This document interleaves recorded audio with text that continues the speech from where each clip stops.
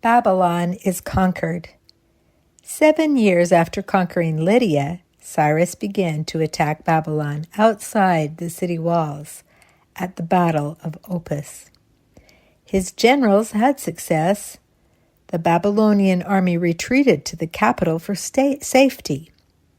That city was such a stronghold, full of food and resources. Cyrus's army were of no worry to Belshazzar. Babylon had a wall and a moat.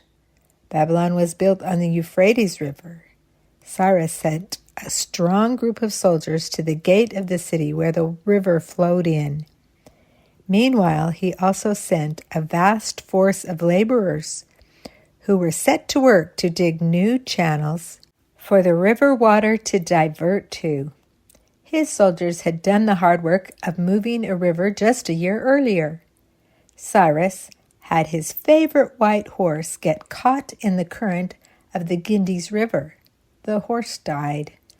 Cyrus was so furious with the river that he ordered his men to weaken it. Now they used that experience to move the river next to Babylon. They spent the summer nights stealthily digging trenches to take away its waters. The new channels were opened at the same time Belshazzar was feasting and saw the prophetic writing on the wall. With the river drained, Cyrus's soldiers waded in and took the city unaware. Babylonians were tired of the tyranny of Nabonidus and the disrespectful actions of his son Belshazzar. It is told that Cyrus's forces were unchallenged. A few months later, in October, Cyrus himself arrived and declared himself king. Surely it did not take long for Cyrus to meet Daniel, the chief advisor of the court in Babylon. Did Cyrus know he was prophesied by name in the book of Isaiah? This was written over 100 years before Cyrus was born. Daniel the prophet opened the prophecy to Cyrus. Isaiah 45:1. This is what the Lord says to Cyrus, his anointed, whose right hand I have grasped, to subdue nations before him, to disarm kings, to open the doors before him, so that the gates will not be shut. Daniel revealed to the king how the god Bel was no more than a statue. This idol did not eat the offerings brought to his temple. The priests of Bel and their families snuck in at night and ate the feasts brought to the temples for this idol god. The true God had a work for Cyrus to do. He was to be a liberator.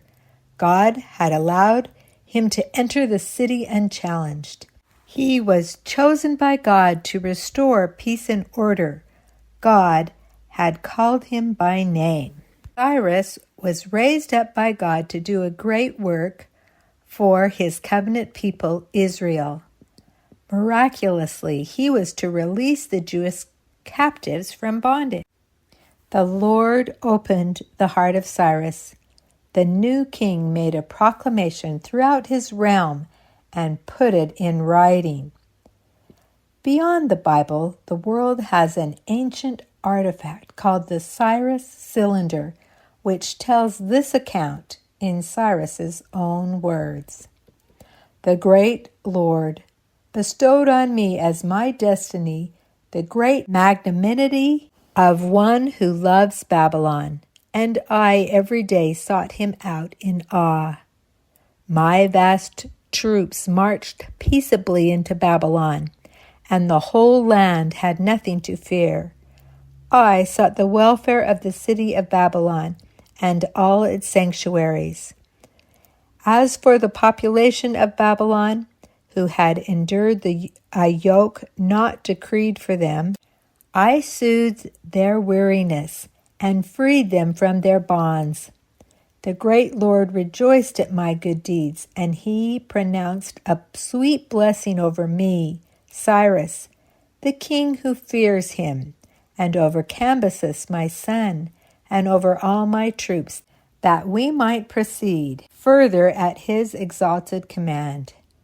Then Cyrus proceeded to declare religious freedom for all the empire. Temples of all faiths would be restored. The vessels taken from the temple in Jerusalem would be returned, and resources would be given to the Jews to rebuild their temple. The Bible records, "Thus saith Cyrus, king of Persia, all the kingdoms of the earth hath the Lord God given me, and he hath charged me to build him an house in Jerusalem, which is in Judah. Who is there among you of all his people? The Lord his God be with him, and let him go up." 2 Chronicles 36:23. Isaiah's prophecies from long ago were being fulfilled. Daniel's interpretation of Nebuchadnezzar's dream was correct. Under the gold head of Babylon, the silver arms and chest of King Cyrus from Persia were now ruling the world.